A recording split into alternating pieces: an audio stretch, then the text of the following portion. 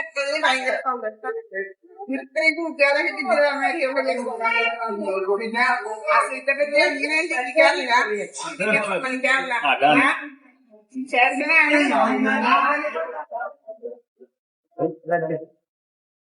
എല്ലാം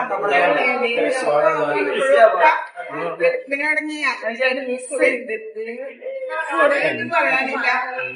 എന്നും നിലനിൽക്കട്ടെ. നിങ്ങൾ പറഞ്ഞാല് 2015 വന്നു. വളരെ ഐക്യമായിട്ട് നടക്കുകയായിരുന്നു. വീട്ടിൽ ഗവൺമെന്റ് ഉണ്ടായിരുന്നു, രണ്ടെണ്ണം ഉണ്ടായിരുന്നു, ഇൻസ്റ്റിറ്റ്യൂട്ട് ഉണ്ടായിരുന്നു, എല്ലാം ഉണ്ടായിരുന്നു. അങ്ങനെ ഹാപ്പിയായിട്ട് അതിന്റെ ബസ്സിലൊക്കെ ഞാൻ നടക്കുന്ന സമയത്ത് പെട്ടെന്നാന്ന് അറിയുന്നത് അറിഞ്ഞോട്ട് 3rd സ്റ്റേജിലായിരുന്നു. പക്ഷെ കൊറേ ഡീറ്റെയിൽ ആയിട്ട് ചേട്ടൻ പറഞ്ഞിരുന്നത് ചേട്ടൻ അതിന്റെ പകുതി എന്റെ അടുത്ത് പറഞ്ഞിട്ടുണ്ടായിരുന്നു. അങ്ങനെ ആ സമയത്തുള്ള ട്രീറ്റ്മെന്റ് നമുക്ക് എല്ലാവർക്കും അറിയാലോ. അതൊക്കെ അതെല്ലാം കഴിഞ്ഞ് കഴിഞ്ഞിട്ടാണ് തോന്നിയിട്ടുള്ളത്. അത് കഴിഞ്ഞ ഉടനെ ഒരു യാത്ര പോകുമ്പോൾ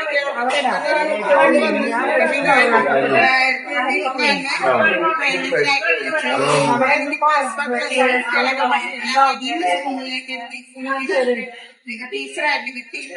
അങ്ങനെ ഞാൻ അവിടെ പഠിപ്പിച്ചു. വീണ്ടും ഞാൻ